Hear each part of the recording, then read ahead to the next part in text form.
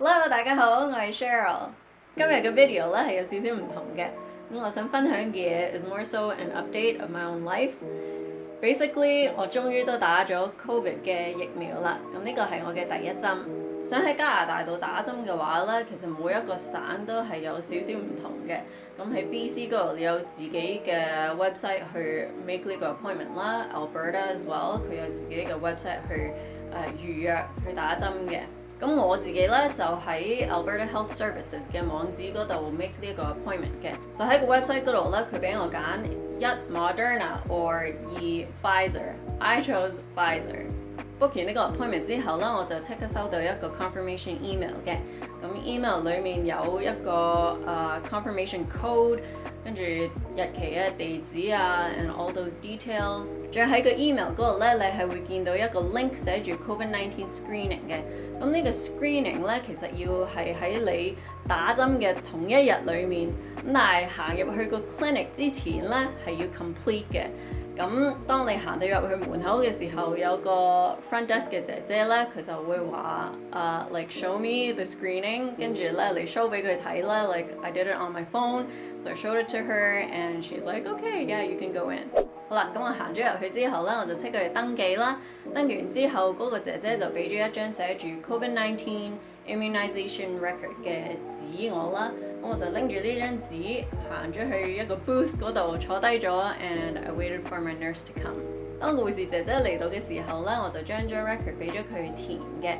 咁佢有問我你有冇 BB 啊，有冇敏感啊，有冇平時食開藥啊，其他病痛 and all that stuff。之後佢就拎住一張寫住 Pfizer 嘅疫苗俾我睇啦。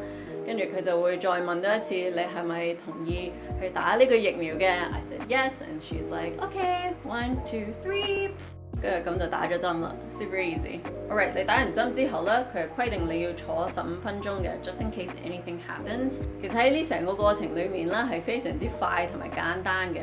我諗我半個鐘以內咧就已經出翻嚟㗎啦。好啦，打針嘅過程咧我就全部講完晒啦。Now on to the most important part。Side effects。OK， 12點鐘翻咗屋企，我食咗一個大餐，跟住咧我再食咗一個止痛藥啦，因為我個手係開始痛緊嘅。2 PM， 因為我太過肚餓啦，所以我食咗第二個 lunch， 跟住我手開始痹啦。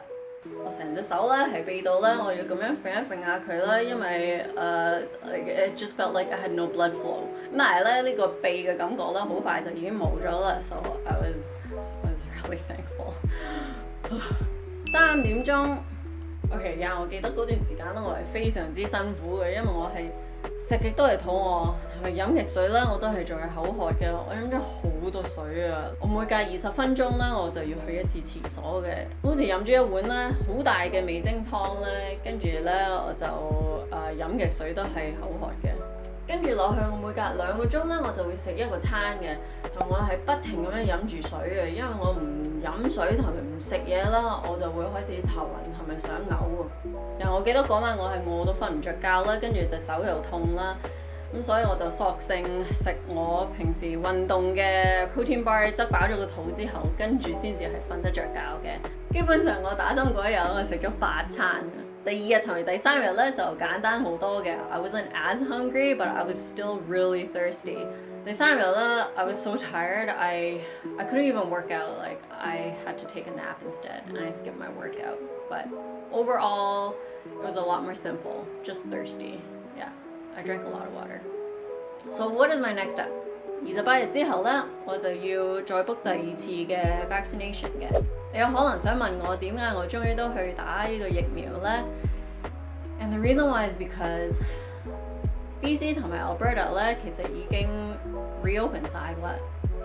戴口罩咧亦都係 optional 嘅。And you know whatever is left for me to do is to get vaccinated. So yeah, it's as simple as that.好啦，今日條片就嚟到呢一度啦。如果中意呢條片嘅話，就記得 like、share 俾你啲朋友，免費訂閱我個 channel， 同埋唔記得撳埋個鐘仔。As always, I will see you in the next video. Bye!